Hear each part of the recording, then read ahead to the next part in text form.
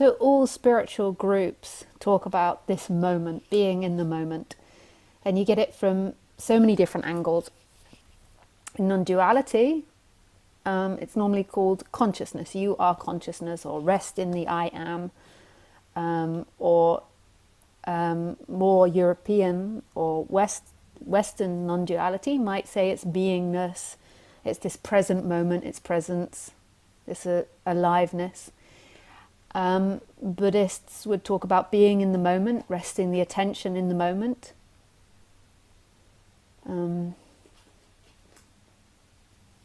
Christians would talk about Christ consciousness and the Holy Spirit. So you've got all these different ways of talking about this moment. You'd have more New Age people that talk about following the heart. There's so many different ways in which this moment is talked about. So something that I think all these different religions and all these different philosophies can agree on is that this, what's happening, is the freedom.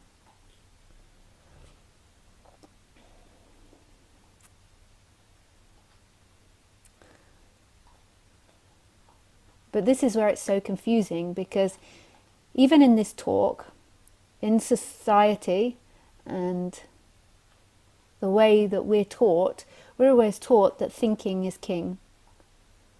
And it even seems like in this talk, I'm teaching you something intellectual. I'm teaching you a new idea.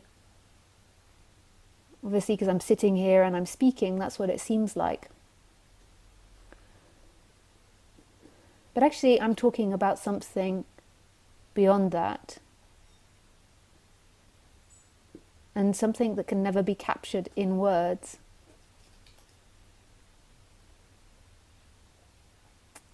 But in a way, words are used because there's two reasons. Firstly, because when I'm speaking or when this is being spoken about, there's a resonance with this moment, not with the intellect, not with what's being said, but there's a resonance with something that's being pointed to that's not conceptual. And then the second part is, in a way, because there's a belief in concepts, because the belief is that freedom is found in concepts, it's almost as if concepts counteract that. So because you believe you have a life, you believe you're living, you believe you're sitting listening to me, in a way, to that one that believes all of that, that appearance of that one that believes all of that, you're kind of in a way giving them negative ideas, you're kind of cutting out those ideas. Negatives meaning the opposite. So you believe you're sitting there, and then somebody, say, in non-duality would say, there is no you. And for a moment when you say that, the concept of there being a you drops away. Normally what happens then is the mind then says, the truth is there is no you, but that's not the truth. That's just a new concept that's been used to counteract the other concept. The same with non-doership. There is no doer. And the mind believes it is a doer, and so suddenly that is dropped, and in that moment that it's dropped, all that's left is this moment, is this innocence. So it's kind of two-way what happens when you're speaking about this subject. The first way is that when I speak, I'm reminding you of an innocence that's present, and then the second part is that the concepts are countering out the concepts that you already have. So it's like two concepts collide and momentarily they both disappear. But then the mind either re-identifies with the old concept or then takes in the new concept and says, that's me, that's who I am.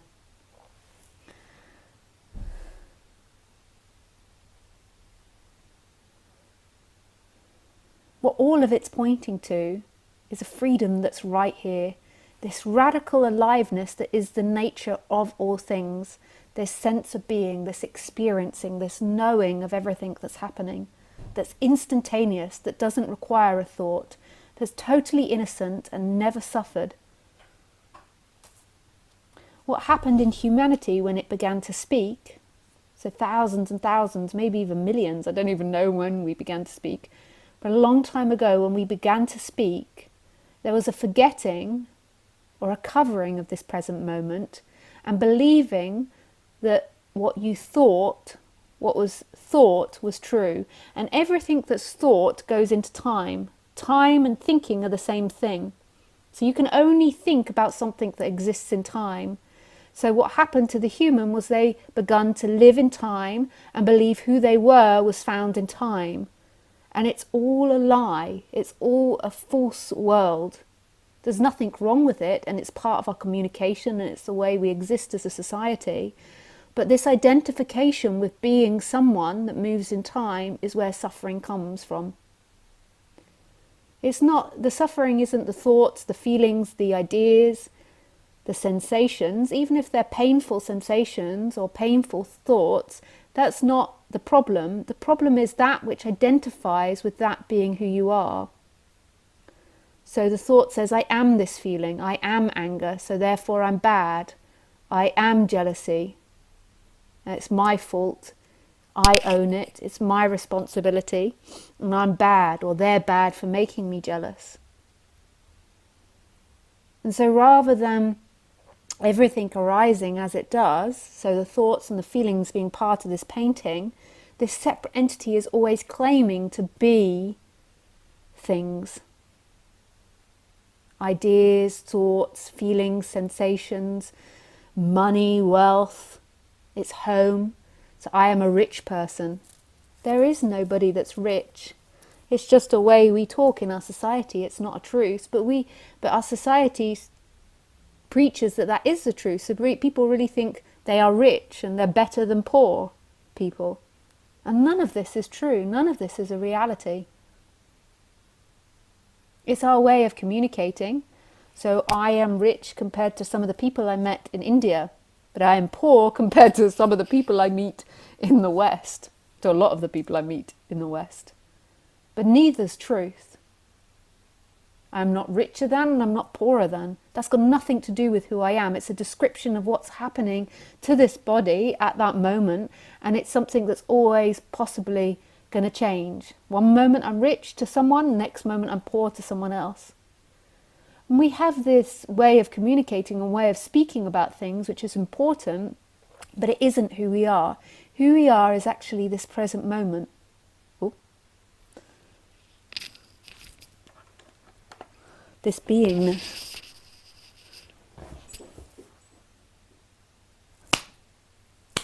This sense of aliveness. This aliveness that's been there when you've been rich, when you've been poor, when you've been good, when you've been bad, when you've been happy, when you've been sad, when you've been angry, when you've been furious, when you've been ecstatic, when you've been sexual, when you've been upset, when you've cried, when you've been sad, when you've been compassionate, when you've been empathetic, when you've been enraged. There has always been this sense of aliveness. When you've told yourself stories about victimhood or how brilliant you are, there has always been that presence. When you were 1, 2, 3, 4 years old, there was that presence. When you were 10, 20, always there has been this presence, this aliveness, this sense of being, this immediacy. Hey, isn't there? That's who you are, is that sense of being. And then in that arises the person with a brain that thinks. And so waking up, in my definition, is the movement back to that essence of who you are, this beingness, this aliveness. It's not, and I'm not talking about being a perfect human, although I would love to sell myself as being the most perfect human being that never gets angry, that never cries, that never gets mad with Khaleesi, that never is rude and always joyful. Although I'd love to sell that to you, this is not a reality. Lisa is a accumulation of lots of different experiences. I am this Lisa person, this personality is accumulation of lots of different things. She's affected by what seemingly happened in the past and what's going to happen in the future. But that is not the experiencer. So the enlightenment doesn't happen to the person. The enlightenment is a movement back to something which isn't a thing, which doesn't belong to anyone, which doesn't belong to anyone, and is always present. And then when that movement happens, it affects the personality. Like, it dramatically affected me. It made me a lot nicer person, a lot more relaxed, a lot less stressed, a lot less worrying and anxiety. Well, it didn't make me perfect. I still have emotions and feelings and get angry with people or happy with people. But it's made me so much more compassionate, empathetic. And it's something which is constantly growing in the character. So the character is understanding this better. The body is understanding this and growing into this realization. And that's never ending. In human terms, there can always be an improvement of intelligence. There can always be an improvement of behavior, of way of living, of way of seeing things, the conditioning, the traumas. All of those things will always grow. There's a never ending possibility in the human world. And that is total humility, to say and to completely see that the human can never be enlightened. The human always has the possibility to grow, to take responsibility for its actions, to improve its actions.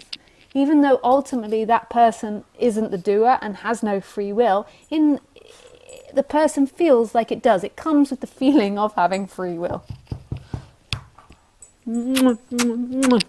I always have the possibility of being a better dog owner, even though I'm pretty freaking good. I always have the possibility of improvement, which is really beautiful. But that is a never-ending thing, and that instrument, this instrument that's always evolving and changing, doesn't get enlightened. And this is such an important realization that freedom is this movement back to this knowing, this energetic shift, this absolute seeing without doubt that who you are is this beingness, is this present moment. And it's energetic as well. I can't explain it, but it's like an energetic release. And then the integration of that is never ending. So the integration into the human form, and it's not the human that gets enlightened. It can never be, because the human doesn't really exist. There isn't somebody solid that could be enlightened. But the body-mind mechanism certainly changes and grows with that.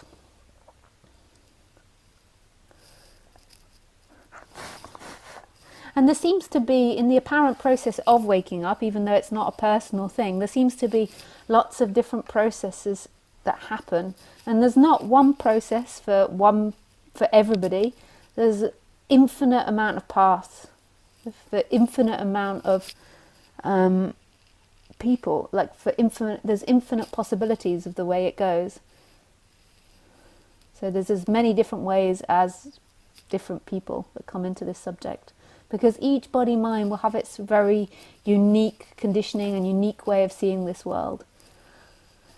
But there seems to be a similar process that happens. There's the listening to non-duality that happens, and really seeing and having these awakenings that who you are isn't something that's moving, isn't found in the world, but yet is the world, the whole entire world. And that this reality isn't a divided reality, there is no separation. And then the other side to it is the intellectual understanding and recognition of the seeker, of what that illusory person is seeking for in time, and really understanding what it's seeking for, and seemingly becoming more and more honest. So it goes back to its more basic wants and desires, rather than what you believe brings you freedom. So in the beginning, when you get into the subject, what you might believe brings you freedom, or what you've been taught, is money, love affairs, kids, house, education, whatever it is. And then over time you become more and more genuine and more honest. So then you might think it's enlightenment, but that's not it either. It gets more and more honest. Enlightenment is another idea that comes and goes. And so you become more and more real, until even the idea of enlightenment seems like a crazy idea. There's only everything that's happening.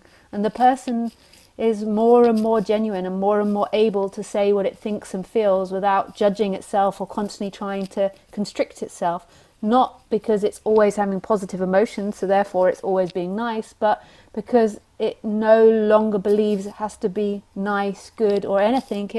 There's just a total trust in it being as it is. And actually, when that happens, when the person becomes more and more honest, that person's not going to be bad. It might go through a stage of badness coming out, like anger or rage coming out. But the more and more genuine you become, the human might be self-centered. It's an animal that's moving towards pleasure, but it's not evil or bad. It's just doing its thing. It's not trying to hurt people or manipulate people or con people. But yet it most probably will be selfish. Not in a bad way, but in the way that, we're an animal that's set up to move towards pleasure. And that's something that these animals can evolve and change with. But at the moment, we move towards that which is pleasurable. So maybe when there's the process of becoming more and more honest on the personal level, maybe you become more honest with your greed. You're sitting at a table with all your friends and there's one piece of cake left and everyone's too embarrassed and shy to take the cake, and they keep offering it to other people. So, oh no, you have it. No, you. Oh no, I couldn't. And then when you're waking up and becoming more honest, you're like, I have it. Me, I want it. So you're very excited by that. So there's the two things that happens. There's this seeing that's not your seeing. It's not somebody's seeing, but there's the seeing that who you are is this present moment. The clouds move and it's seen that you are this presence, this eternal now, this eternity. And that you've never been walking through a separate world. You've never been in relationship with the world. There is only been yourself, experiencing yourself as wholeness. And then on the personal level, there is the recognition that everything you seek for as a person, not the movement towards pleasure, but that seeking energy that's looking for completion in time, isn't it. And there is that honesty there. I want money because I believe it will complete me. I want sex because I believe it will complete me. Whatever it is. I want you to say I'm wonderful because I feel it will complete me. And there's not even a care about it anymore. It just gets more and more and more honest. You are as you are.